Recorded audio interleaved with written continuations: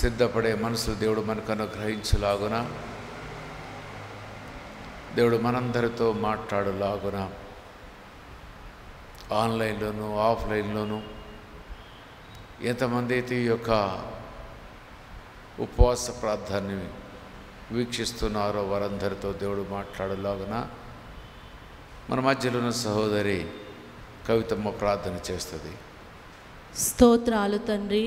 యేసయ్యా మీకు వందనాలు, స్తుతులు, స్తోత్రాలు తండ్రి.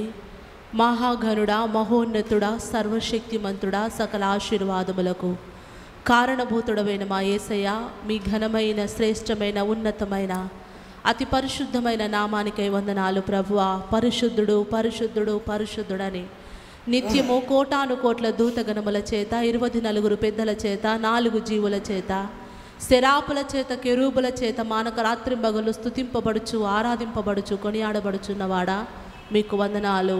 ఆ స్తుతిని విడిచి, ఆ సింహాసనాన్ని విడిచి మమ్మల్ని కోరుకొని లోకానికి దిగివచ్చి మా స్తుతులపై నీవు ఆసనుడు ఒకటకు ఇష్టపడ్డ దేవా మీకు వందనాలు ప్రభువా. ఈ యొక్క ఉదయకాల సమయంలో ఈ ఉపవాస కూడికలో చేరి ప్రభువా మిమ్మల్ని స్తుతించడానికి, ఆరాధించడానికి, మీ నామాన్ని గొప్ప చేయడానికి మీరు మాకు ఇచ్చిన గొప్ప కృపకై మిమ్మల్ని స్తుతిస్తున్నాము దేవా మీకు వందనాలు. అయ్యా, మా స్తుతులను మీరు స్వీకరించినందుకై వందనాలు. మా ఆరాధనకు యోగ్యుడవుగా నీ ఉండి మా ఆరాధనను నీవు అందుకున్నందుకు మీకు వందనాలు చెల్లించుకొనుచున్నాము దేవా. ఈ సమయంలో నీ దాసుడు వాక్యమును విత్తనై ఉంటుండగా ఒకసారి నీ దాసుని జ్ఞాపకము చేసుకోండి దేవా. మాట్లాడవలసినది నీ దాసుడు కాదు, కానీ నీ దాసుని ముఖాంతరము గుండా ఈ దినాన మీరు మాతో మాట్లాడమని ప్రార్థిస్తున్నాను. నీ దాసుని నీ సిలువసాటును మరుగుపరచండి అయ్యా. మీ రక్తము చేత కప్పండి దేవా మీకు వందనాలు దేవా. నీ దాసు నోటిగుండా వచ్చే ప్రతి మాట ద్వారా మా ఆధ్యాత్మిక జీవితంలో మేము ముందు కొనసాగడానికి నీ కృప చూపించండి. మీ వాక్యము మమ్మల్ని బలపరుస్తుంది, మీ వాక్యము మమ్మల్ని నడిపిస్తుంది, మీ వాక్యం మమ్మల్ని సర్వసత్యములోనికి నడిపిస్తుంది కనుక దేవా ఈ దినాన మీ వాక్కు చేత మమ్మల్ని దర్శించమని మేము ప్రార్థిస్తున్నాం. మేము ఎక్కడ కృంగిపోయామో ఈ దినాన అక్కడ మీరు మమ్మల్ని లేపండి. ఎక్కడ మేము బలహీనులుగా ఉన్నామో నీ బలమైన వాక్కు చేత మీరు మాతో మాట్లాడండి. ఎక్కడ నీకు దూరం అయిపోయినామో అక్కడ నీ వాక్యము చేత మాతో మాట్లాడి నీకు సమీపములుగా మలచమని నేను ప్రార్థిస్తున్నాను దేవా. ఈ దినమున నీవైతే దేవుని వైపుకు తిరుగుము అనే అంశము ద్వారా మాట్లాడనై ఉంటున్నావు దేవా. మేము ఏ విషయంలో తప్పిపోయి నీకు దూరమైపోయి నిన్ను దుఃఖపరుస్తున్నామో దేవా, మరలా నీ వైపుకు తిరగడానికి మీరు మాకు సహాయము చేయమని మేము ప్రార్థిస్తున్నాము దేవా మీకు వందనాలు. ఈ సమయంలో మమ్మల్ని అందరినీ నీ కృపాస్థలకు అప్పగించుకుంటున్నాం. వినగల చెవు, గ్రహించగల మనస్సు మా అందరికీ దయచేయండి దేవా మీకు వందనాలు. దుష్టుడు ఎక్కడ మా మధ్యలో పని చేయకుండా వారిని మీరు లయపరచమని మేము ప్రార్థిస్తున్నాం. మా మధ్యలో మీ ఆత్మ కార్యములు జరిగించి మీ యొక్క ఆత్మ సన్నిధిని మా మధ్యలో ఉంచి మీ పరిశుద్ధాత్మ శక్తి చేత మమ్మల్ని నింపి ముందుకు నడిపించమని, సమస్త మహిమ, ఘనత, ప్రభావములు మా ద్వారా మీరు మాత్రమే పొందుకొనమని నజరేయుడు, పునరుత్థానుడు, మరలా మా కొరకు రానయ్యున్న యేసుక్రీస్తు పరిశుద్ధ నామమున ప్రార్థించి అడిగి వేడుకొనుచున్నాము తండ్రి, ఆమేన్. దయతొందర కూర్చుందాము.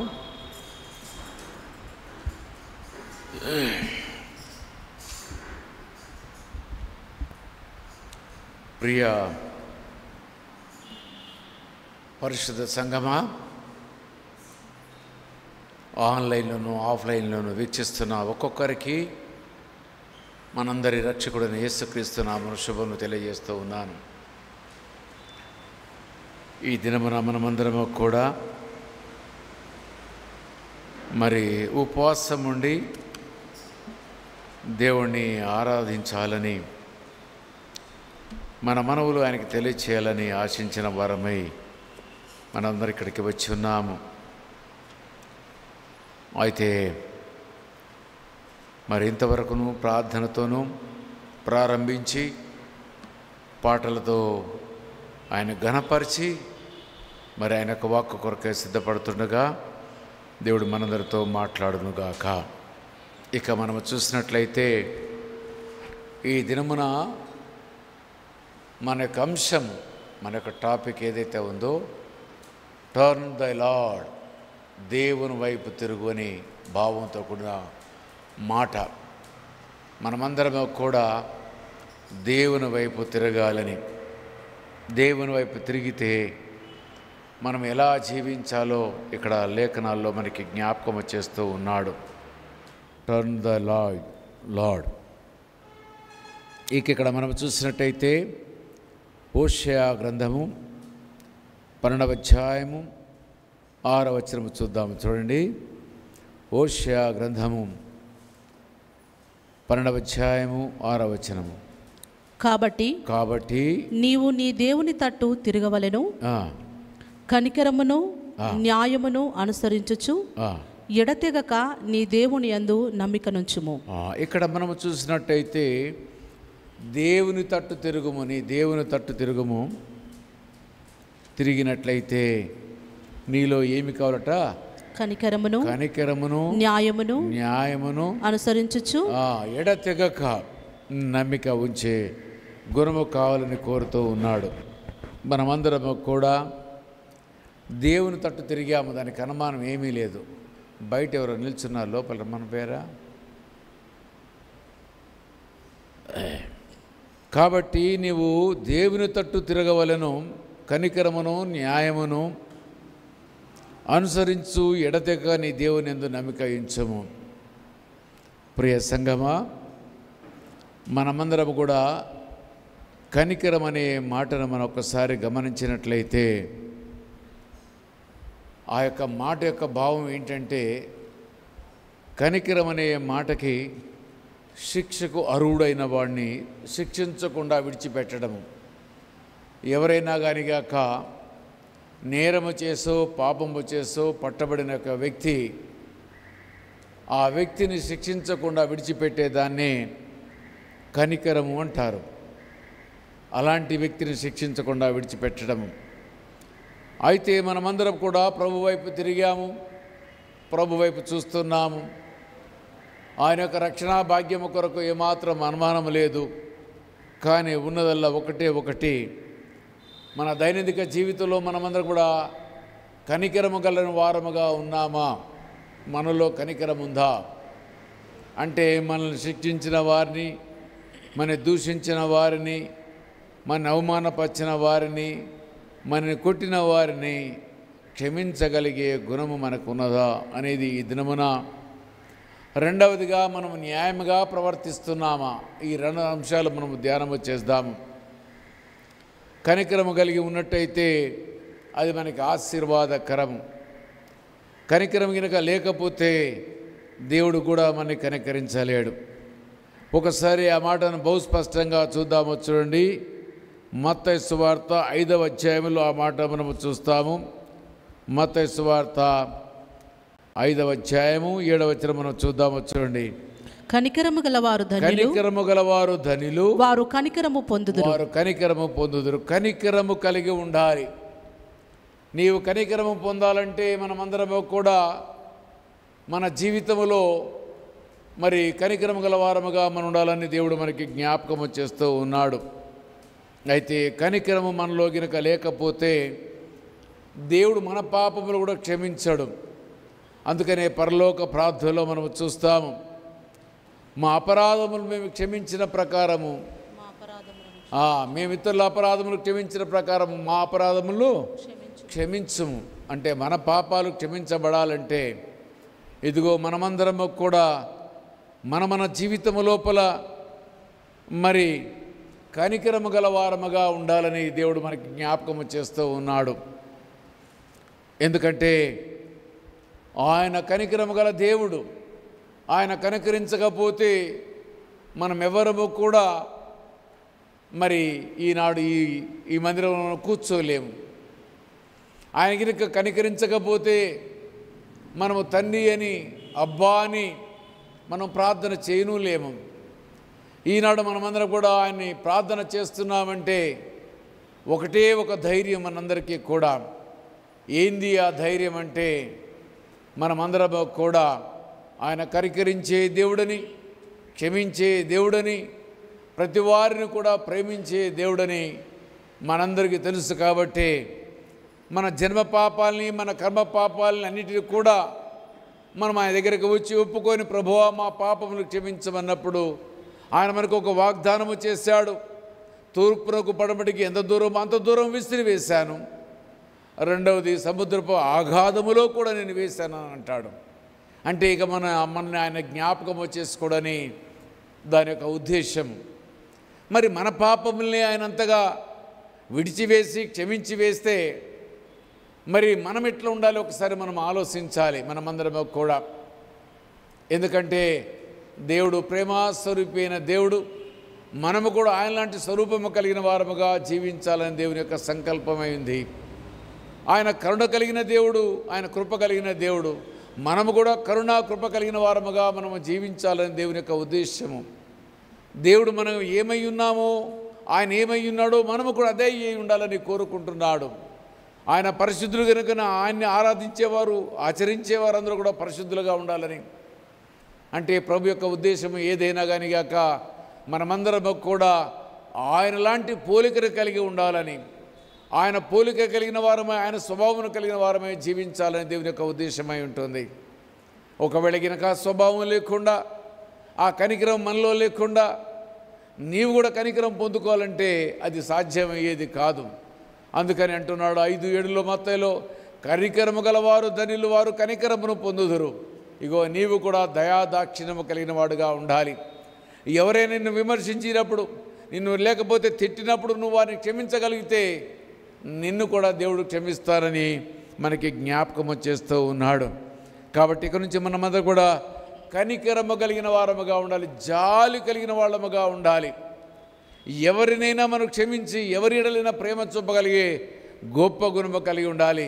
మన అన్నదమ్ముల ఎడలే కాదు, మన అక్క చెల్లెల ఎడలే కాదు, మన బంధువుల ఎడలే కాదు, మన కులం వారి ఎడలే కాదు, కానీ సమస్తమైన మానవాళి అంతా కూడా ఆయన స్వరూపములో, ఆయన పోలికలో ఉన్న మనమందరం కూడా ప్రతి మానవుని మనం క్షమించాలి, కనికరము కలిగి ఉండాలని దేవుని యొక్క సంకల్పమైంది. ఎప్పుడైతే అందరూ కనికరము కలిగిన వారుగా, అందరూ న్యాయవంతులుగా జీవిస్తారో ఈ యొక్క భూమి మండలం మీద అందరం కూడా ఎట్లుంటామంటే హాయిగా ఆనందంగా మనము జీవిస్తాము. ఒకరి ఏళ్ళ ఒకరికి భయం ఉండదు, ఎవరో చంపుతారని మనకి భయం ఉండదు. ఇదిగో మనమందరం కూడా చూస్తున్నాము, ప్రవీణ్ పగడాల మరి ఎంతగానో విస్తృతమైన పరిచర్య చేసి, ఎన్నో దాన ధర్మాలు చేసి, మరి ఎన్నో మందిరాలకు ఆయన ఆర్థిక సాయం చేసి, అనేకమైనటువంటి అనాథాశ్రయములు కట్టి, మరి సేవా దృక్పథముతో దేవుని యొక్క పరిచర్యను బోధిస్తూ ఉండగా, మరి మొన్నటి దినం మనందరం కూడా చూసాము. అది అచ్చెనా లేకపోతే అది యాక్సిడెంట్, అది మనకు తెలియదు. మనము తీర్పు తీర్చలేము, కానీ తీర్పు తీర్చగలిగిన వాడు పరలోకములో ఉన్నాడు. కానీ వారి యొక్క సతీమని ఒక మాట అన్నది, నా భర్తను చంపిన వారిని నేనేం చేస్తున్నానని చెప్పింది, క్షమిస్తున్నా అని ఒక మాట, గొప్ప మాట అన్నది. ప్రపంచంలో అనగలిగిన వాళ్ళు ఎవరు కూడా లేరు. గ్రహాం స్టెయిన్ గారి యొక్క భార్య కూడా మరి తన యొక్క 2 కుమారులు తన భర్తని నిలువున కాల్చివేసినా కానీ గాక ఆమె కూడా ఓపెన్గా కన్ఫెస్ చేసేది, నా భర్తని నా పిల్లల్ని చంపిన వారిని ఏం చేస్తున్నాను, క్షమించి వేస్తున్నాను అని చెప్పేసి అన్నది. ఇదిగో ఈ స్వభావము క్రైస్తవ జనాంగానికి మనందరికి కూడా రావాలి.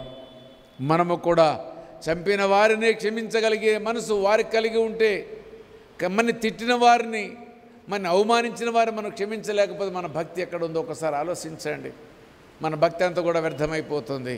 అందుకని అంటున్నాడు దేవుడు, నా వైపు తిరుగు, నా వైపు తిరిగి ఇగో నీవు కనికరము గలవాడుగాను న్యాయవంతుడుగాను ఈ లోకంలో జీవించాలని దేవుడు కోరుకుంటున్నాడు. అయితే కనికరము గురించి మరొక మాట మనం చూద్దాము. సామెతల గ్రంథానికి రండి. సామెతల గ్రంథంలో 3వ అధ్యాయంలో కనికర గలవారికి కొన్ని ఆశీర్వాదాలు కూడా మనం అక్కడ చూస్తాము. చూడండి, గొప్ప ఆశీర్వాదాలు మనం చూస్తాము. సామెతల గ్రంథము 3వ అధ్యాయము 3వ వచనం చదువుకుందాము. దయను సత్యమును, దయను సత్యము, కనికరమన్నా కానీ కాక దయనగడ రెండు ఒకే భావాన్ని కలిగిన మాటలు. దయను సత్యమును ఎన్నడు నిన్ను విడిచిపోనీయకు. దయా సత్యము, సత్యం అంటే కూడా న్యాయం కిందనే లెక్క, కనికరం అంటే దయ కిందనే లెక్క, కొంచెము మార్పులతో అంతే. ఇది ఇక్కడ అంటున్నాడంటే దయను సత్యము నిన్ను ఎన్నడూ కూడా విడనీయబాకు. నీ జీవితము లోపల ఎప్పుడు కూడా దయ కలిగిన వాడుగా నువ్వు జీవించాలి, ఎప్పుడు సత్యవంతుడుగా నీవు జీవించాలి. నీలో ఎప్పుడు కూడా సత్యం అనేది పెళ్ళిబుక్కుతూ ఉండాలి. అది జల ఊటవలి వస్తూ ఉండాలి. అది ఎల్లవేళ నువ్వు దయ కలిగిన వాడుగా నువ్వు జీవించాలి. ఎంతమందికి దానము చేయాలని అంటే కాదు, ఎంతమందికి వీలైతే అంతమందికి మనము దానము చేసేవారముగా ఉండాలి. ఎంతమందికి మనం మేలు చేయగలిగే శక్తి మన దగ్గర ఉంటే అంతమందికి మనం చేయగలిగే వారముగా మనం ఉండాలి. అయితే దేవుడు అంటున్నాడు, దయను సత్యమును ఎన్నడూ నిన్ను విడిచిపోనీయబోకుము అని అంటున్నాడు. అది ఆయన ఒక మంచి సలహా దేవుడు మనకిస్తున్నాడు. దయా సత్యం ఎప్పుడు కూడా విడిచిపోకూడదు, మన నుంచి ఎల్లప్పుడూ కలిగి ఉండాలి. ఎలాంటి వారికి ఏం జరుగుతుంది చూడండి, వాటిని కంఠభూషణముగా ధరించుకుంటా. మీరు ఆడవాళ్ళు నెక్లెస్ పెట్టుకుంటారు కదా, నెక్లెస్ పెట్టుకుంటారు, మెడ చుట్టూ పెట్టుకుంటారు. పాతకాలంలో రాజులు కూడా పెద్ద పెద్ద నెక్లెస్ పెట్టుకునేవారు. ఇది ఏం చేయమంటున్నాడంటే నీ కంఠానికి ఒక భూషణంలా ధరించుకోమంటున్నాడు. ఎవరు చూసినా ముఖాన్ని మెడ భాగాన్ని చూస్తారు. అందుకే దేవుడు అంటున్నాడు ఈ దయా సత్యం అనేది ఎక్కడ ఉండాలి? అంతరంగములో కాదు, నీ ఎదురుగా కనబడుతూ ఉండాలి. ఎక్కడ చూసినా కనుక నువ్వు దయ కలిగిన వాడుగా ఉండాలి, ఎక్కడ చూసినా సత్యము గలవాడుగానే ఉండాలి. ఇది దేవుడు నీ నుంచి నా నుంచి కోరుకునేది. మనకు లేకపోవచ్చును, మనం కష్టకాలంలో మనం ఉండవచ్చును, మనకి ఇబ్బందికరమైన పరిస్థితి మనకు ఉండవచ్చును, కానీ మనము కూడా దయ కలిగిన వారముగా ఉండాలి. అయితే దేవుడు అంటున్నాడు వాటిని కంఠభూషణముగా ధరించుకొనము. అందరికీ కనబడేటట్టుగా ఉండాలి ఈ యొక్క కంఠభూషణం. ఎవరైనా కంఠభూషణం దాని మీద గుడ్డేసిన వాళ్ళు ఎవరు ఉన్నారా? ఎవరు ఉండరు. ఇవాళ రేపటికి ఆడవాళ్ళు ఏం చేస్తున్నారు? చైన్ లాగే వాళ్ళు ఉన్నారు. ఏం చేస్తారు? మీరు ఒంటరిగా పోతుంటే ఏం చేస్తారు చెప్పండి? పైనుంచి కొంగు ఏం చేస్తారు? కవర్ చేస్తారు కనబడకుండా. ఎక్కడ పెళ్లిలో కనబడాలి కాబట్టి ఏం చేస్తాము? అప్పుడు అందరికి కనబడేట్టుగా పెట్టుకుంటాము. కానీ దేవుడు ఇక్కడ ఏమంటున్నాడంటే అది కంఠభూషం లేక ఎప్పుడు చూసినా కానీ అది కనబడేట్టుగా ఉండాలి. దయా సత్యము నీలో ఉండాలి. సత్యమున్న కాడ దేవుడు ఉంటాడు, దయ ఉన్న కాడ దేవుడు ఉంటాడు.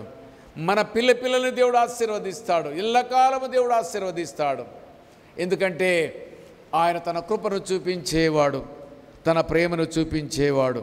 కాబట్టి వాటిని కంఠభూషణముగా ధరించుకొనము. నీ హృదయమును పలక మీద వాటిని వ్రాసుకొనము.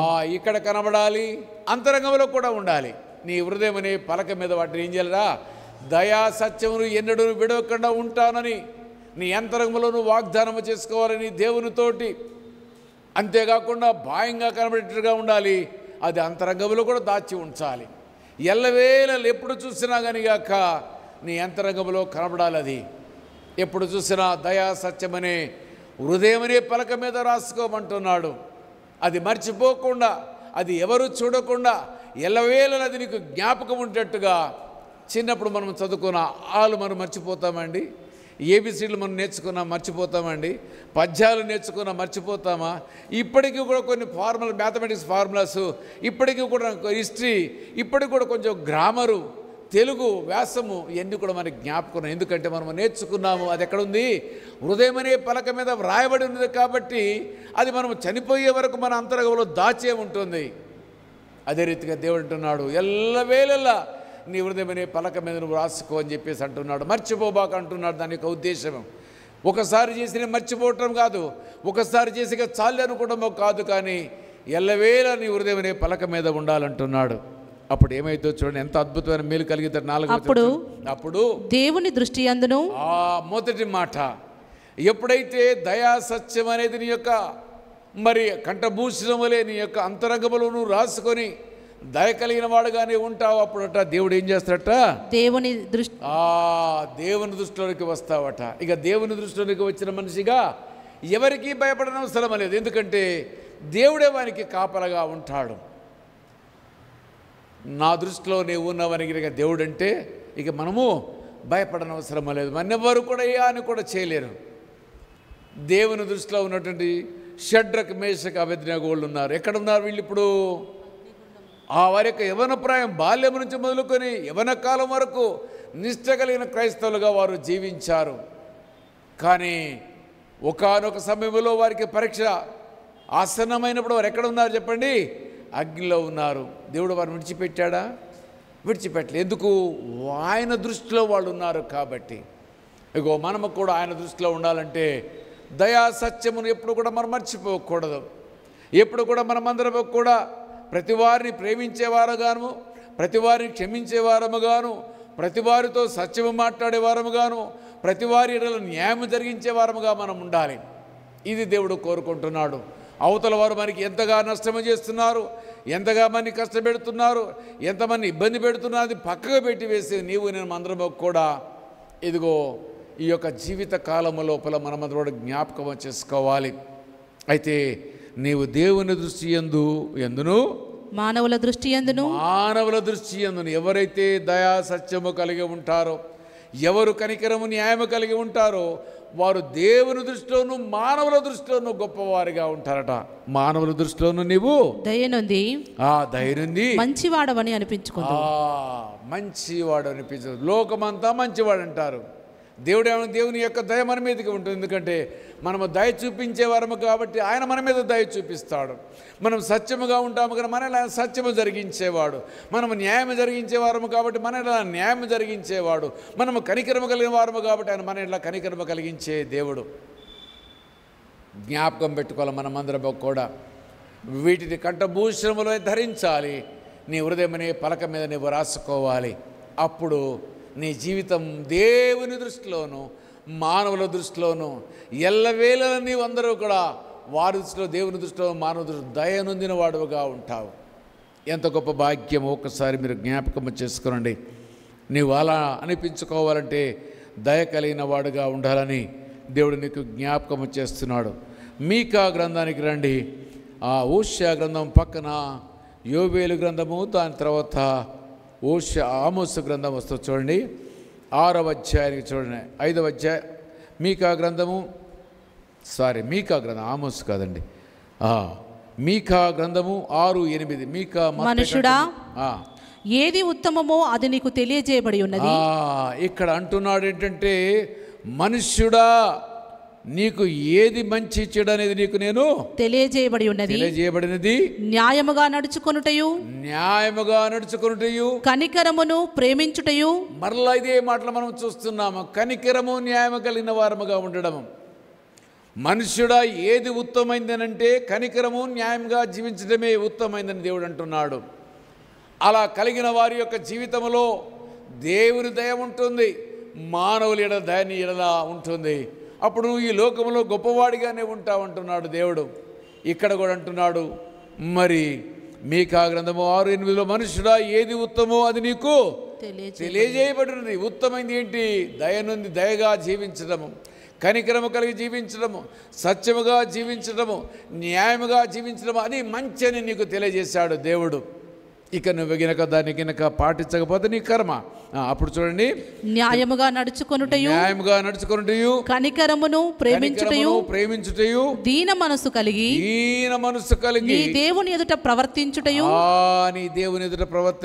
ఇంతే కదా యెహోవా నిన్ను అడుగుచున్నాడు, నిన్ను కోరుచున్నాడు. ఇదే అడుగుతున్నాడు కదా, ఇంతకంటే ఎక్కువ నిన్నేం అడుగుతున్నాడు? నీ వెండి బంగారాలు ఇవ్వమంటున్నాడా? నీ ఇల్లు వాకిల్లు ఇవ్వమంటున్నారా? నీ జీవితం ఇవ్వమంటున్నాడా? నీ పిల్లలు ఇవ్వమంటున్నాడా? లేకపోతే నీ ప్రాణం ఇవ్వమంటున్నాడంటే ప్రాణాన్ని కూడా ఇవ్వమని అడుగుతాడు. అది నీలో ఆ విశ్వాసం ఆ స్థాయికి నువ్వు వెళ్ళినప్పుడు మాత్రము. కానీ ఇక్కడ మనం చూసినట్లయితే ఈ యొక్క మాటలు ఎంత గొప్ప మాటలు అంటే, మనుషుడా ఏది ఉత్తమో నీకు తెలియజేశాను నేను, నీకు దాన్ని అనుకరించాలి నీ జీవితంలో. అంతే. నువ్వు అనుకరించకుండా నువ్వు ఏదో మాట్లాడితే లాభం లేదు. మనందరూ కూడా దేవుని వైపు తిరిగామనుకుంటున్నాము, దేవునిలో ఉన్నామనుకుంటున్నాము, ప్రార్థనలు చేస్తున్నాము, పాటలు పాడుతున్నాము, వాక్యం బోధిస్తున్నాము, వాక్యం వింటున్నాము, అన్నీ చేస్తున్నాము. కానీ మనలో ఏమీ లేదట. కనికరము లేదు, మనలో న్యాయము లేదు, మనలో దయ లేదు, మనలో సత్యము లేదు. మనమందరం కూడా దయా కనికరము లేని వారుగాను, సత్యము న్యాయము లేని వారముగాను మనందరం కూడా ఈ లోకంలో జీవిస్తున్నాము. అందుకు దేవుడు ఈ దినం మనందరూ కూడా ఈ యొక్క ఉపవాస దినం మనందరూ కూడా జ్ఞాపకం చేస్తున్నాడు. ఓ మనుష్యుడా, నీకు ఏది ఉత్తమైనదో నేను తెలియజేశాను, దాన్ని అనుకరించమనంటున్నాడు. ఇక నీవు అనుకరించకుండా దేవుని వైపు తిరిగాను అనుకుంటే అది పరిపూర్ణతలోనికి వచ్చేట్టు కాదు. కానీ ఇదిగో నేను ఇంకా దేవునికి ఎడంగా మనం ఉన్నట్టు కింద లెక్క. మన పాపాలు క్షమించబడక అట్లా మిగిలిపోతాయి. మనం ఇతరులకు క్షమించలేకపోతున్నాం, ఇతరుల దయ చూపలేకపోతున్నాము. మనకి బాధ వచ్చినప్పుడు, మన కష్టం వచ్చినప్పుడు, మనం ప్రార్థించినప్పుడు మన ప్రార్థన ఎవరు వినాలి? అందుకే అంటున్నాడుగా, దేవుని దృష్టి అందును మనుషుల దృష్టి అందును నీవు మంచివాడుగా నువ్వు కనబడతావు. ఇగో దేవుని దృష్టిలోనూ మనుషుల దృష్టిలోనూ నువ్వు మంచివాడిగా కనబడాలంటే, అదే కాకుండా దేవుని దయ నీ మీద ఉండాలి అంటే, ఆయన కనికరము నీ మీద ఉండాలంటే నువ్వు తప్పనిసరిగా దయా సత్యము న్యాయము కనికరము గలవాడిగా నువ్వు జీవించాలి. ఈ 4 మాటల్ని నీవు జీవించినట్లయితే దేవుని దృష్టి నీ మీద అద్భుతంగా ఉంటుంది. ఆయన కనుదృష్టి నీ మీదనే ఉంటుంది.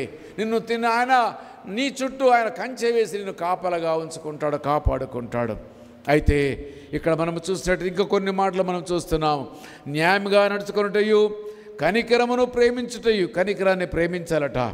న్యాయంగా నడుచుకోవాలి, కనికరమును ప్రేమించే వరమై ఉండాలి. ఇంకొక మాట, కొత్త మాట మనం వింటున్నాము. దీన మనస్సు కలిగి, ఎన్ని ఉన్నా ఏది లేకున్నా తగ్గించుకునే స్వభావం కావాలి దేవుని దృష్టి లోపల. ఎందుకంటే ఆయన ఆకాశములో ఉన్నాడు, మనం ఎక్కడ ఉన్నాము? ఆయన పాదపీఠం దగ్గర ఉన్నాము. ఆయన పరమ పవిత్రుడు అయితే మనలో ఇంకా పాపం మనలో ఇంకా దాగి ఉన్నది. ఇంకా పాపలోకంలో మనం జీవిస్తున్నాము. మనం ఆయనతో ఏ రకంగా సమానంగా ఉంటాము? ఆయన అంటాడు కదా 57వ యెషయా గ్రంథము 57 అంటాడు, నేను ఉన్నతమైన మహోన్నతమైన స్థలములో నివాసము చేయువాడును, అతి పరిశుద్ధుడైన నేను దీన మనసు గల అయితే నేను దీన మనసు గల వారిని నేను ఏం చేస్తాట? వింటాను అంటాడు. ఇదిగో నీవు నేను దీన మనసు కావాలి. అంత అద్భుతమైన దేవుడే దీన మనసు కలిగి ఉంటే, ఆయనే ప్రేమ స్వరూపిగా ఉంటే నీవు నేను ఎందుకు మనము దీన మనసుగా ఉండకూడదు? ఈ చిన్న విషయాలు మనం చూసి ఎందుకు గర్విస్తున్నాం మనకు అర్థము కావడం లేదు. గర్వం అనేది పతనానికి సాదృశ్యము. నీలో దేనినైనా చూసి, ఎవరినైనా చూసి ఒకవేళ కనుక వారి మీద నీకు ఈర్ష, కోపము, ద్వేషము, గర్వము నీలోనికి వచ్చిందంటే అది మన పతనానికి సాదృశ్యము. లూసిఫర్ యొక్క పతనానికి ఏది మూలము? గర్వమే పతనం ఆయనకి మూలమైంది. ఇదిగో మన జీవితంలో కూడా గర్వము లేని వారుగా, దీన మనసు కలిగిన వారముగా ఉండమని జ్ఞాపకము చేస్తూ ఉన్నాడు. దీన మనసు కలిగి నీ దేవుని ఎదుట ప్రవర్తించితే ఇంతే కదా యెహోవా నిన్ను అడుగుతున్నా. ఇదేగా నేను అడిగేది. న్యాయంగా ఉండమని, కనికరమును ప్రేమించమని, అంతేకాదు దీన మనసు కలిగి ఉండమని నేను నిన్ను కోరుకుంటున్నాను కదా. ఇంతకు మించి ఏమీ కావాలని నిన్ను అడగడం లేదు కదా దేవుడు అంటున్నాడు. దేవుడు అడిగేది కొంచెం మన స్వభావాన్ని మార్చుకోవడమే, మన గుణగణాన్ని మార్చుకోవడమే, మన ప్రవర్తన మార్చుకోవడమే, మన జీవితాన్ని మార్చుకోవడమే, మన అలవాట్లు, పాత అలవాట్లు మర్చి ఇదిగో నూతనమైనటువంటి అలవాట్లోకి మనం రావడమే దేవుడు కోరుకుంటున్నాడు. కాబట్టి మనమందరం కూడా కనికరం అంటే, కనికరించంటే పాపములో ఉండి శిక్షకు అరువైన వ్యక్తిని క్షమించడమే కనికరం అని ఇందాక మనం డెఫినేషన్ మనం చూసాము. ఇదిగో ఈ దినమున కనికరము గల వారముగాను, న్యాయము గల వారముగాను, దయ కలిగిన వారముగాను, సత్యవంతులుగాను, అన్నిటికంటే ముఖ్యంగా దీన మనసు కలిగిన వారముగాను 5 మాటలు నేను మీకు జ్ఞాపకం వచ్చేసాను. 5వ మాట ఏంటి చెప్పండి? దీన మనసు కలిగిన వారముగా మనం జీవించటము. ఇగో దీనత్వం ద్వారా దేవునికి దగ్గరగా అవుతామని, దేవుడు మన మీద దృష్టి పెడతాడని, మనకు ఏది ఉన్నా లేకున్నా అన్నీ ఆయన ఇచ్చారని ఎప్పటికప్పుడు మనం ఆయన వైపు చూడడము దేవుని యొక్క ఇష్టమై ఉంది. ఇక 2వ మాట మళ్ళా మనం చూసినట్టయితే ఓషియా గ్రంథానికి రండి. ఓషియా గ్రంథము మరొక మాట మనము చూస్తాము. ఓషియా గ్రంథము 12వ అధ్యాయము 6వ వచనం మనం చూసినట్టయితే, కాబట్టి నీవు దేవుని తట్టు తిరగవలెను, కనికరం అనే మాట గురించి మనము ధ్యానము చేస్తాము. కనికరం అంటే ఏంటో. ఇక న్యాయం గురించి మనము ధ్యానం చేస్తాము. న్యాయమును అనుసరించి ఎడతెగక దేవుని యందు నమ్మిక ఉంచటము కనికరము.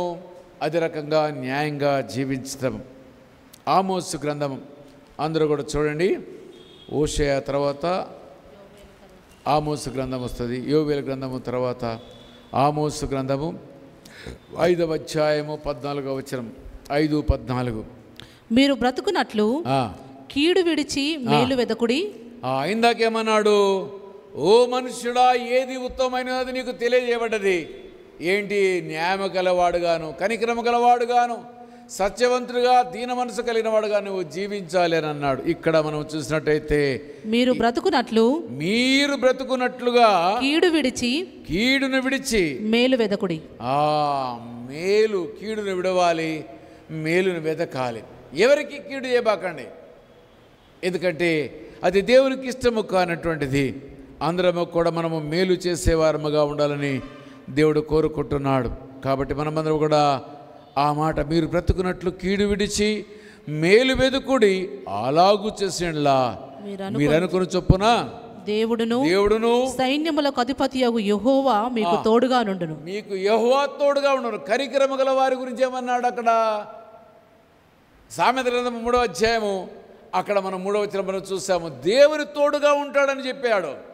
ఇక్కడ కూడా అదే మాట మనం వింటున్నాం. మనం చూసిన న్యాయము కలగ వారి ఎడల దేవుడు తోడుగా ఉంటాడట.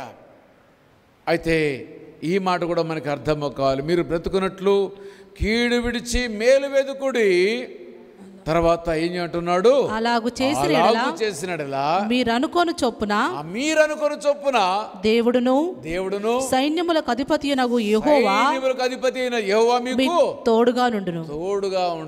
దేవుడును, మన దేవుని యొక్క ఘనతను మరొక మాటతో బోధిస్తున్నాడు. సైన్యములకు అధిపతి అయిన యెహోవా మీకు తోడుగా ఉంటాడు. అంటే సైన్యం ఏం చేస్తా చెప్పండి, మన సంరక్షిస్తుంది. ఆయన తోడుగా ఉంటాడట. దయా సత్యమును విడక వాటి కంఠభూషణమలే హృదయమనే పలక మీద నువ్వు రాసుకున్నట్టయితే మనుషులు నీ ఎడల దయ కలిగి ఉంటారు, దేవుడు కూడా దయ కలిగి ఉంటాడని అన్నాడు. ఇందాక ఓ మనుషుడా, ఏది ఉత్తమైందో నీకు నేను చెప్పాను, దానిలో ఏముంది, న్యాయంగా జీవించడము, అదే రకంగా సత్యముగా దయ కలిగిన వాడుగా నువ్వు జీవించటము, అంతేకాదు దీన మనసు కలిగిన వాడుగా నీవు జీవించడమేగా నేను నుంచి కోరుకునేదని అంటున్నాడు. ఇప్పుడు న్యాయం కాడికి వచ్చేసరికల్లా ఆ న్యాయం జరిగించే వారికి దేవుని తోడు ఉంటుందట. కనికరము గల వారి ఎడల దేవుని యొక్క తోడు ఉంటుంది, న్యాయం కలిగిన వారి ఎడల కూడా దేవుని యొక్క తోడు ఉంటుంది. అంటే తోడు నీకు కావాలంటే ఎవరు కావాలి, న్యాయము కావాలి. తోడు నీకు, దేవుని యొక్క తోడు నీకు కావాలంటే ఎవరు కావాలి, నీ దగ్గర కనికరము దయ అనేది కలిగి ఉండాలి. ఇదిగో సత్యము న్యాయము దయా కనికరము కలిగి ఉంటే దేవుని తోడు నీకు ఉంటుందని దేవుడు మనకి జ్ఞాపకము చేస్తూ ఉన్నాడు. అయితే సైన్యములకు అధిపతి యెహోవా మీకు తోడుగా నుండును, కీడును ద్వేషించి మేలును ప్రేమించుచు గుమ్మములో న్యాయమును స్థిరపరచుడి. కీడును ఏం చేయాలంటే చెప్పండి, ఎవరికి కీడు చేయకూడదు. ఆ కీడని మన అంతరంగంలోనికి, మన హృదయంలోనికి ఏమాత్రమో కూడా రాకూడదట. కీడును ద్వేషించి మేలును ప్రేమించాలి. 10 మందికి మేలు చేయడానికి ప్రేమించేవారముగా ఉండాలి. తర్వాత గుమ్మములో న్యాయమును స్థిరపరచుడి. ఎక్కడ స్థిరపరచాలి, గుమ్మము లోపల ఉండాలి, హృదయంలో ఉండాలి, కంఠభూషణం వల్లే ఉండాలి. మన ద్వారము దగ్గర కూడా అదే కనబడాలంటున్నాడు, న్యాయం కనబడాలంటున్నాడు. మేలుని మనము కలిగి ఉండాలని ఆ మాటలో మనము చూస్తున్నాం. అయితే అలాంటి వారి గురించి ఏమంటున్నాడు చూడండి, ఒకవేళ దేవుడును సైన్యములకు అధిపతియు యెహోవా యోసేపు సంతతిలో శేషించిన వారి యందు కనికరించును. శేషించిన వారిని ఏం చేస్తాడట, కనికరించు. దేవుడు కనికరిస్తాడట. మిగిలిపోయిన వారి ఎడల తన కృప కలిగి ఉంటాడట. ఇదిగో ఎంత గొప్ప భాగ్యం. ఒకసారి మీరు ఆలోచించండి. నీవు నేను న్యాయంగా జీవిస్తే దేవుడు మనం విడిచిపెట్టే దేవుడు కాదని, మనందరూ కూడా ఆయన తోడుగా ఉండే దేవుడని, మన కష్టకాలంలో మనకు తోడుగా ఉంటాడని, మనం బాధలో ఉన్నప్పుడు మనకు తోడుగా ఉంటాడని, మనకి అన్యాయం జరిగే దగ్గర ఆయన న్యాయం జరిగిస్తారని తోడుగా ఉంటాడని ఆయన వాగ్దానం చేస్తూ ఉన్నాడు. ఇదిగో కాబట్టి నీవు నేను మందరము కూడా మనం బ్రతకాలి. మనం బ్రతకడమే కాదు, సమాజంలో ఇంకా అనేక మంది బ్రతికేటట్లుగా మనం చేయాలి. ప్రతి వారికి మేలు చేయాలని దేవుడు జ్ఞాపకం చేస్తూ ఉన్నాడు. కాబట్టి మనమందరూ కూడా అలాంటి వారముగా ఉండాలి. యోహాను సువార్త 7వ అధ్యాయము 24వ వచనం చూసినట్టయితే అక్కడ మరొక మాట మనము చూస్తాము. 7వ అధ్యాయము వెలిచూపును బట్టి తీర్పు తీర్చక. చాలామంది ఏం చేస్తారంటే మనిషిని వారి యొక్క బయట చూస్తారు. లోకంలో ఒక ప్రోవెర్బ్ ఉంటుంది, don't judge on the cover. పుస్తకం మీద ఉన్నటువంటి కవర్ను బట్టి న్యాయం చేయకూడదు. పేరును బట్టో, కులాన్ని బట్టో, మతాన్ని బట్టో, వారి యొక్క పేదరికాన్ని బట్టో మనం వారికి న్యాయం చెప్పకూడదట.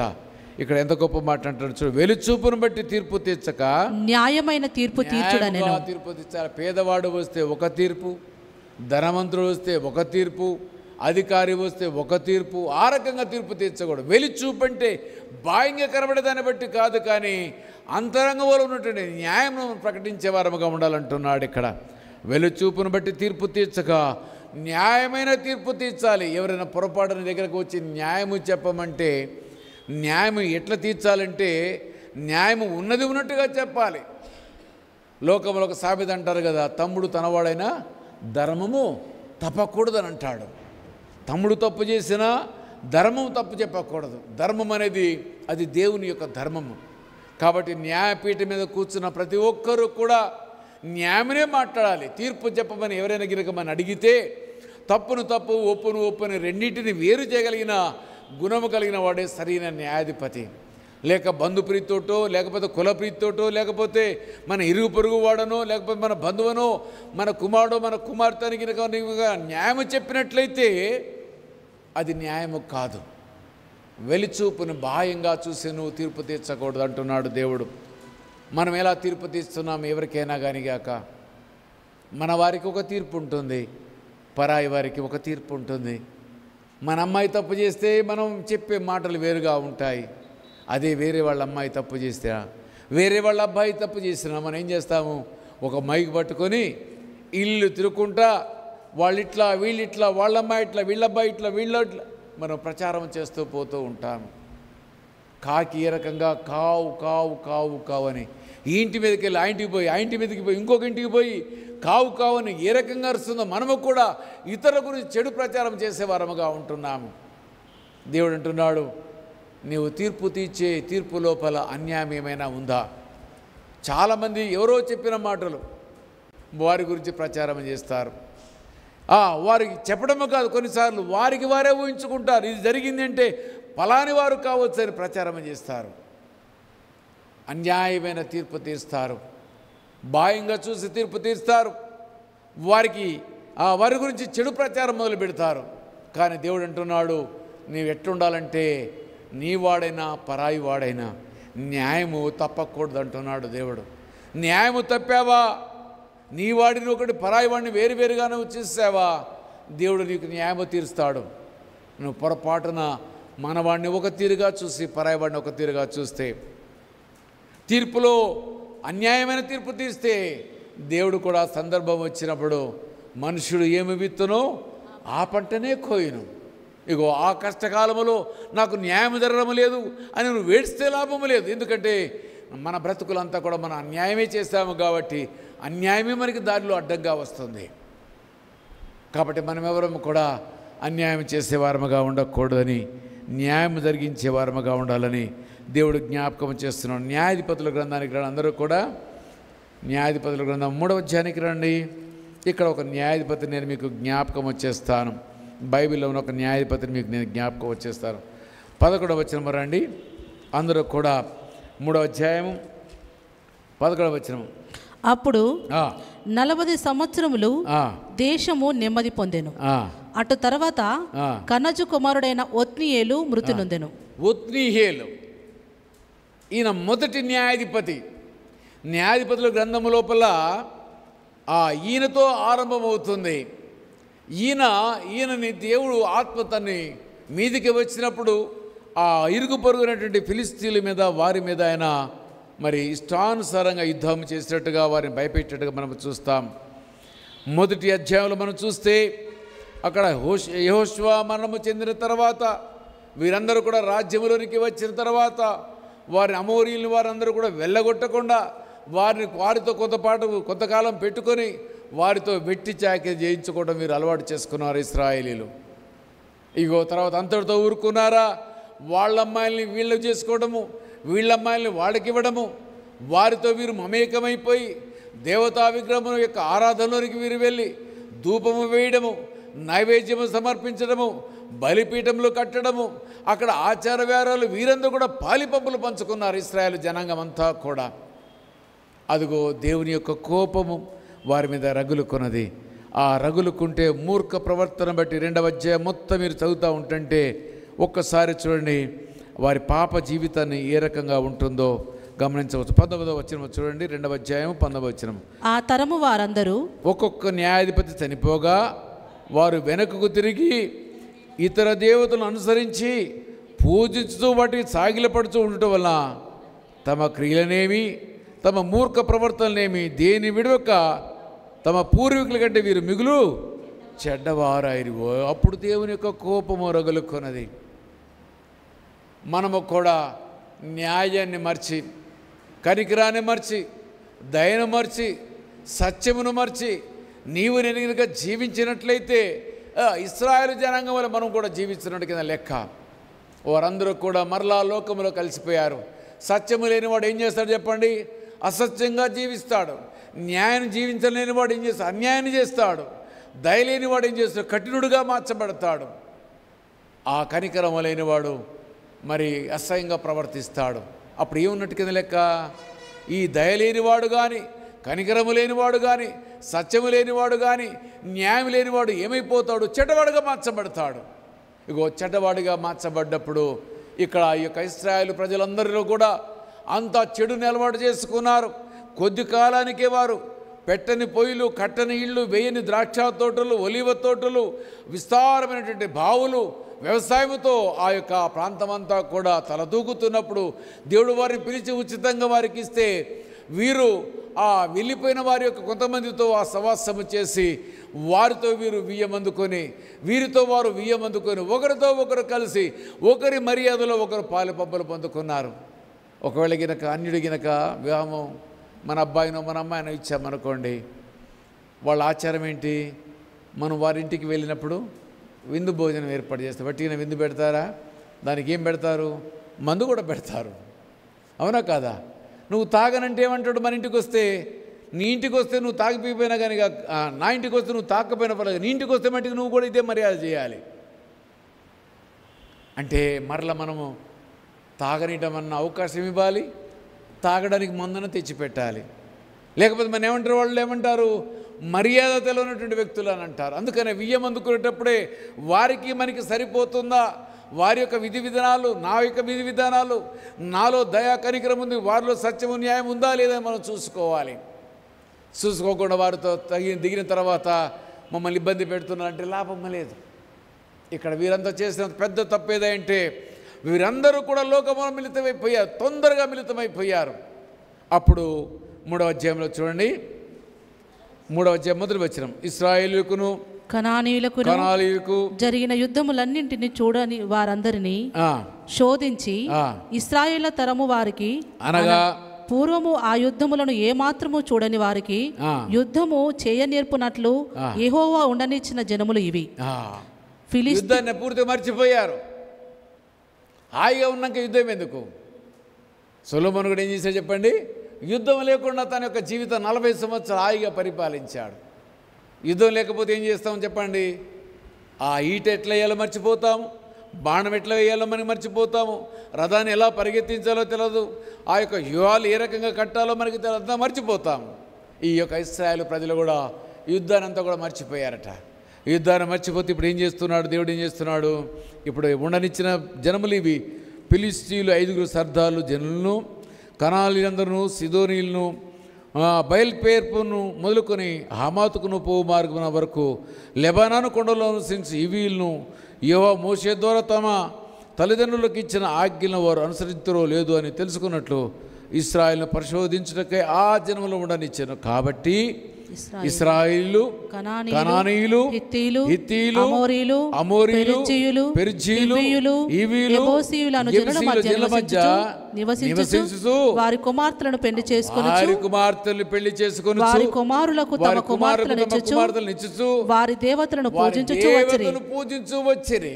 ఎంత దౌర్భాగ్యమైన పరిస్థితి! వీరిలో మనం చూస్తే ఆ యొక్క మౌంట్ సీనాయ్, మన చర్చ్ పేరు కూడా ఏంటి చెప్పండి? మౌంట్ సీనాయ్ అంటే ఏంటి చెప్పండి? 10 ఆజ్ఞలు పొద్దుకున్న పర్వతం. మోషే 40 దినాలకు అక్కడ వెళితే వీళ్ళు ఏం చేశారు చెప్పండి? వెంటనే మర్చిపోయారు. ఎర్ర సముద్రము దాటింది, ఆ అద్భుతమైనటువంటిది, అక్కడ జరిగిన 10 అద్భుతాలు, అక్కడ జ్యేష్ఠ కుమారులందరూ చనిపోతే వీళ్ళ యొక్క జ్యేష్ఠ కుమారులు చనిపోకుండా, కప్పలు వీరి యొక్క ఇళ్లలోకి రాకుండా, వీరి పంటలు నాశనంగా కూడా దేవుడు కాపాడిన అన్ని అద్భుతాలను కూడా మర్చిపోయారు. ఏం చేశారు చెప్పండి? ఆరోన్తో ఏమన్నారు? మాకొక దూడను తయారు చేయమని అన్నారు. మాకొక దూడను తయారు చేయి మా ముందు నడవడానికి అంటే దూడను తయారు చేసుకుని ఎగిరారు. ఇదే మమ్మల్ని ఐగుప్తు దేశం నుంచి నడిపించిన దేవతని మొక్కారు, తాగారు, ఎగిరారు, దానికి సాగిలపడ్డారు, అదే దైవముగా భావించారు. ఇదిగో దేవుడు నీకు జ్ఞాపకం చేస్తున్నాడు, నాకు జ్ఞాపకం చేస్తున్నాడు. మనమందరము కూడా మన జీవితాల లోపల ఇగో నీవు నేను మందరము కూడా ఈ కనికరము, దయ, సత్యము, న్యాయమును మర్చిపోతున్నామేమో. అందుకే దేవుడు అంటున్నాడు, నా వైపు తిరుగు, నా వైపు నువ్వు తిరుగు, టర్న్ దై లార్డ్, నా వైపు తిరుగు అని అంటున్నాడు దేవుడు. ఆయన వైపు తిరిగితే మర్చిపోయిన దయా కనికరము, మర్చిపోయిన సత్యము, న్యాయము, దీన మనసును కలిగి ఉన్నట్టయితే, ఇదిగో అలనాడు ఇశ్రాయేలు వారి దేవతలను యొక్క పూజించిన రీతిగా ఇగో వారి మీదకి శాపం వచ్చింది. ఇదిగో నీవు కూడా నన్ను విడిచికినగా నువ్వు అన్యాయంగా నువ్వు జీవించినట్లయితే నామం మట్టికి మాత్రం మనం మిగిల్చుకుంటే నీ జీవితంలో కూడా ఇదే జరుగుతుందని దేవుడు జ్ఞాపకం చేస్తూ ఉన్నాడు. వారి దేవతను పూజించు వచ్చి అట్లు ఇశ్రాయేలీయులు యెహోవా సన్నిధిని దోషులై తమ దేవుడైన యెహోవాను మరచి బయలుదేవతలను దేవతా స్తంభములను పూజించిరి. బయలుదేవతల్ని దేవతా స్తంభాలను పూజిస్తున్నారు. రప్పించింది, మేలు చేసింది యెహోవా దేవుడు మర్చిపోయారు. ఏది న్యాయమో, ఏది సత్యమో, ఏది సరైనదో వారికి తెలియజేసిన తర్వాత 10 ఆజ్ఞలు పొందుకున్న తర్వాత కూడా వారు పాపం చేసి మనం చూస్తున్నాము. మొదటి మాట అంటాడు, నీ దేవుడైనటువంటి యెహోవా పౌరుషము గలవాడు, నీవు భూమి మీద నుండి ఏ ఆకారము నువ్వు చేసుకుని దానికి నువ్వు సాగిలపడకూడదని దేవుడిచ్చిన మొదటి ఆజ్ఞలో ఆజ్ఞను మర్చిపోయి వారందరూ కూడా వియ్యం అందుకొని వారిని చంపాలి, లేదంటే వారిని వెళ్ళగొట్టాలి. అలాంటి వారితో వియ్యం అందుకొని ఇష్టానుసారంగా బయలుదేవత యొక్క ఆ భయంకరమైన గుణగణాలు కలిగి ఉన్నారట. వారంతా కూడా బయలుదేవత గురించి నేను ఇంతకుముందు ఒకసారి వివరించాను. ఆ దేవత నగ్న దేవత.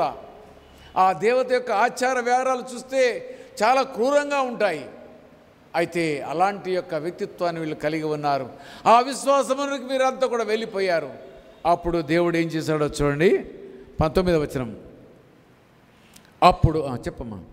ఇశ్రాయేలీయులు యెహోవాకు మొరపెట్టగా యెహోవా కాలేబు తమ్ముడైన కనూజు యొక్క కుమారుడును ఓత్నీయేలును రక్షకునుగా ఇశ్రాయేలు కొరకు నియమించి వారిని రక్షించను. ఏం చేశారు? మళ్ళా వారంతా కూడా కన్నీరు కాచారట, యెహోవాకు మొరపెట్టారట. మరలా పాపం విస్తరించబడ్డది. అప్పుడు వారంతా కూడా దేవునికి మొరపెట్టినప్పుడు దేవుడు ఏం చేశాడు? మరొకసారి చదువుకుందాము. ఇశ్రాయేలీయులు యెహోవా కాలేబు తమ్ముడైన కనూజు యొక్క కుమారుడు ఓత్నీయేలు రక్షకునుగా ఇశ్రాయేలు కొరకు నియమించి వారిని రక్షించను.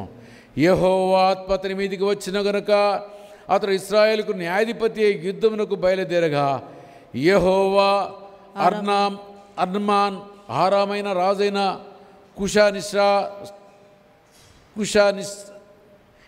కుషానిస్తాయను అతని చేతికి అప్పగించాను. అతడు వారిని జయించను. అప్పుడు 40 సంవత్సరాల దేశము నెమ్మది పొందిన. 40 సంవత్సరాలు నెమ్మది పొందింది. ఇదిగో నీవు నేను నెమ్మదిగా జీవించాలంటే నీలో నాలో ఉన్న బయలుదేవతని, మనలో దయా దాక్షిణ్యము లేని జీవితము, మనలో కనికరము లేని జీవితము, మనలో సత్యము లేని జీవితము, మనలో ఉన్న న్యాయము లేనటువంటి జీవితం, అన్యాయంగా జీవించే జీవితాలని ఇగో మనం విడిచిపెట్టాలి. అప్పుడు దేవుడు నీకు న్యాయం చేస్తాడు. నువ్వు మొరపెట్టాలి. మొరపెట్టినప్పుడు దేవుడు వారి యొక్క మొర విన్నట్టుగా మనం చూస్తున్నాం. అటు తర్వాత కనుజు కుమారుడైన ఓత్నీయేలు మృతి నొందెను. 40 సంవత్సరాలు దేవుని యొక్క ఆత్మ పొందుకున్న ఓత్నీయేలు వారి మీదకి యుద్ధముకు వెళ్ళినప్పుడు జయ జీవితాన్ని కలిగి ఉన్నట్టుగా మనం చూస్తున్నాము. ఇదిగో మనలో కూడా ఎక్కడైనా జయ జీవితము లేదా? ఎక్కడైనా మనం పాపంలో పడిపోతున్నామా? కనికరము దయ అనేది మర్చిపోయామా? సత్యము న్యాయం అనేది మర్చిపోయామా? దీన మనసు కలిగి మనం మర్చిపోవడమా? ఏది జరిగిందో నీ జీవితంలో, ఏది కోల్పోయావో దేవుడు అంటున్నాడు, తిరుగు నా వైపున, టర్న్ దై లార్డ్. దేవుడు పిలుస్తూ ఉన్నాడు. ఈ దినమన నీలో నాలో ఏది పోగొట్టుకుని దేవుడికి దూరంగా ఉన్నామో ఒకసారి మనమంతా కూడా పరిశీలించుకుందాము.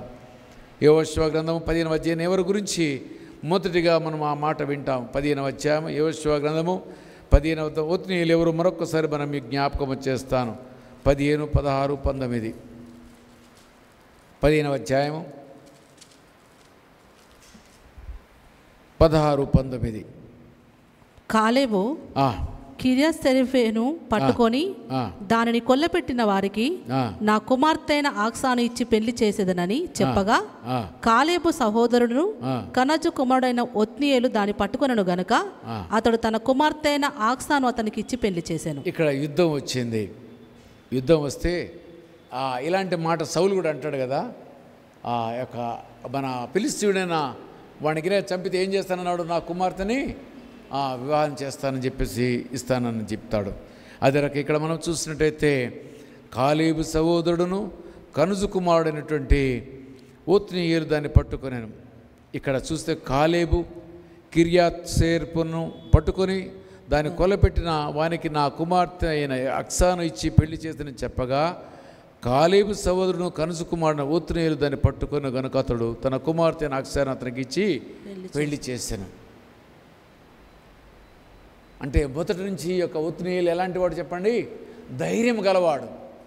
అక్కడ ఎవరూ జయించలేనప్పుడు అతను మాట్లాడాడు. కాలేబు చెప్పాడు, అయ్యా ఎవరైనా దాన్ని జయించి గనక వస్తే మరి అక్సాను ఇస్తానన్నప్పుడు ధైర్యం చేసిపోయిన వ్యక్తి. అక్కడ మనము యెహోషువ గ్రంథంలో చూస్తాము. అదే రీతిగా అదే మరి ఒత్నియేలు ఇక్కడ వచ్చినట్టయితే మొదటి న్యాయాధిపతిగా ఆ ధైర్యము కలిగిన వారిలోనికి న్యాయము జరిగించేవాడి ఎడల, దయ జరిగించేవాడి ఎడల, ఆ ఒత్నియేలు ఎడల దేవుడు కృప చూపించాడు. అతను 40 సంవత్సరాలు ఇశ్రాయేలు ప్రజలకి నెమ్మది కలిగేటట్టుగా చేశాడు.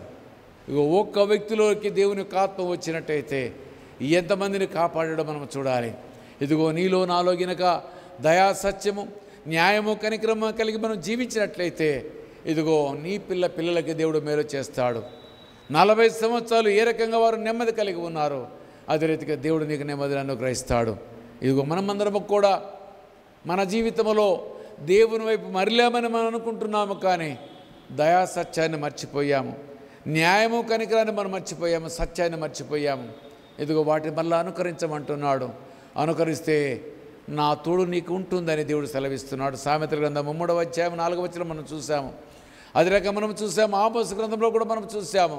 న్యాయం జరిగించు, నేను నీకు తోడుగా ఉంటాను అంటున్నాడు. ఏ తోడైతే మనం లేకుండా బాధపడుతున్నామో తిరిగి ఆ తోడు కొరకు మనమందరం కూడా ప్రార్థన చేసుకుందాం. మనందరం కూడా దేవుని వైపు తిరుగుదాము. దేవుడి యొక్క మాటల్ని మనంత అందరి కొరకు మేలు చేయనుగాక. ఆమేన్. తల్ల ఉంచుకుందాము. అందరం కూడా ప్రార్థన చేసుకుందాము. దేవుడు మనని ప్రేమించి మనకి ఇచ్చిన గొప్ప సమయం, ఈ యొక్క ఉపవాస దినము ఏదైతే ఉందో, ఈ యొక్క ఉపవాస దినములో దేవుడు అంటున్నాడు, టర్న్ దై లార్డ్, నా వైపు తిరుగు అని దేవుడు పిలుస్తూ ఉన్నాడు.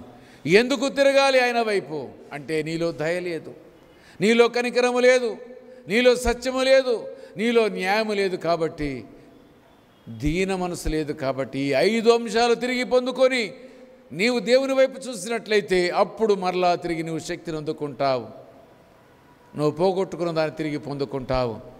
ఒత్నియేలు ఏ రకంగా మొదటి న్యాయాధిపతిగా ఉండి వారితో యుద్ధము చేసి గెలిచి 40 సంవత్సరాల వారికి శాంతి సమాధానం ఇచ్చాడు, అదే రీతిగా నీవు నేను కూడా మనమందరం కూడా శాంతి కలిగిన వారముగా ఉంటాం. నీకు శాంతి లేకుండా బాధపడుతున్నావా? నీవు నేను దయ కలిగిన వారముగా ఉందాం, నీవు నేను కనికరము గల వారముగా ఉందాం. నీవు నేను మనం సత్యమును విడిచిపెట్టకుండా జీవిస్తాము, న్యాయమును హత్తుకుందాము. అది కంఠభూషణము వలె మన హృదయమనే పలక మీద మనం రాసుకున్నట్లయితే అది నీకు మేలు కలుగుతుంది. ఆయన తోడు ఉంటాడు. అందరము కూడా దయ, సత్యము, కనికరము, న్యాయము, దీన మనసు అనే పదాలతో మనం బంధించబడిన వారమై మనము దేవుని వైపు చూస్తే దేవుడు మన ఎడల తన కృపను చూపిస్తాడు. ఆయన తోడు మనకి ఉంటుంది. ప్రార్థన చేసుకుందాము. అందరము కూడా కళ్ళు మూసుకొని మనమందరము కూడా ప్రార్థించే వారితో ఏకీభవించి ప్రార్థన చేసుకుందాము. మన మధ్యలో ఉన్నటువంటి ఉపేంద్రను లేచి నిల్చొని ప్రార్థన చేస్తాడు. బోధించిన వాక్యం మన అంతరంగాల్లో దాగులాగున, మన హృదయమనే పలక మీద రాసుకునేలాగున, అదే రకంగా కంఠభూషణములే ధరించుకునే వారముగాను, కనికరము దయ కలిగిన వారముగాను, సత్యము న్యాయము కలిగిన వారముగాను, దీన మనసు కలిగిన వారముగా ఉండాలని దేవుని యొక్క కోరిక. మనం పేరుకు మాత్రమే క్రైస్తవులుగా ఉన్నాము, కానీ ఎదుగో పరిపూర్ణత మనలోనికి రాలేదని, ఈ 5 అంశాలు మనలో లోపించాయని ప్రభు మన హెచ్చరిస్తున్నాడు. ఈ మాటలతో మనమందరం కూడా శక్తిని పొందుకున్న వారముగా ఉందాము. మనము కూడా శాంతి కలిగి జీవిస్తాము. ప్రార్థన.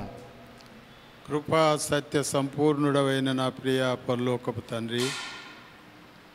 తండ్రి, కుమార, పరిశుద్ధాత్మదేవుడా, నాడు నేడు ఏకరీతిగా ఉన్న మా యేసయ్య, ఆదియు అంతము నీవై ఉన్న దేవా, మీ ఘనమైన నామాన్ని బట్టి మీ బంగారు పాదములకు స్తుతులు స్తోత్రాలు చెల్లించుకుంటున్నా. ఆశ్చర్యకరుడా, ఆలోచనకర్త, బలమైన దేవా, నిత్యుడవగు తండ్రి, సమాధాన అధిపతి, మీకు స్తోత్రములు చెల్లించుకుంటున్నా. ఇజ్రాయేలు కాపరి, మందవలె మమ్మలను నడిపించువాడా, అనేకమైన కఠిన బాధలను కలగజేసి మరలా మమ్మలను బ్రతికించువాడా, ఇరుకులో విషాదలత కలగజేసేవాడా, లోక పాపములను మోసుకొని పోయే దేవుని గొర్రె పిల్ల, వీటన్నింటి కొరకు మీకు వందనాలు స్తోత్రాలు చెల్లించుకుంటున్నా తండ్రి. మాకంటే యోగ్యులు ఎంతోమంది మృతులైనను మమ్మలను సజీవ లెక్కలో ఉంచిన మా జీవితంలో మరి ఒక దినాన్ని ఇచ్చి తండ్రి నాయన, మరి ఉపవాస దినాన నా తండ్రి నన్నును కూడా మంచిర్యాల ఈ మందిరానికి నడిపించి నీ ప్రియ బిడ్డలతో కలిసి వాక్యాన్ని వినుటకు తండ్రి, వాక్యాన్ని విని పాటించటకు మీరు ఇచ్చిన ఇంత గొప్ప భాగ్యం కొరకు మరి ఒకసారి వందనాలు స్తోత్రాలు చెల్లించుకుంటున్నా. నీ సేవకుని నిలబెట్టుకొని మాతో మాట్లాడిన ప్రతి మాట కొరకు మిమ్మల్ని స్తుతిస్తూ గణపరుస్తున్నాను. కనికరం గలవారు కనికరం పొందురని వాక్యం ద్వారా మాట్లాడిన దేవా, హృదయ శుద్ధి గలవారు దేవుని చూసిరని మాతో మాట్లాడిన దేవా, దయను సత్యాన్ని విడవక కంఠానికి భూషణముగా కట్టుకోవాలని తండ్రి, వాటిని ఉన్నట్టుగా నెరవేర్చాలని మమ్మలను హెచ్చరిస్తున్న మీ మహాకృపను బట్టి, మీకు మా మీద ఉన్న ప్రేమను బట్టి మిమ్మల్ని స్తుతిస్తూ గణపరుస్తున్నాను. మానవుడైతే ముఖాన్ని చూస్తాడు కానీ దేవా, మీరైతే హృదయాంత రంగాన్ని చూసే దేవుడు. సారికి చెడిపోయి పడిపోయే స్వభావం కలిగిన వారం తండ్రి. కొన్నిసార్లు పడిపోయినప్పుడు మరలా నీవనెత్తే దేవుడవు నాయన.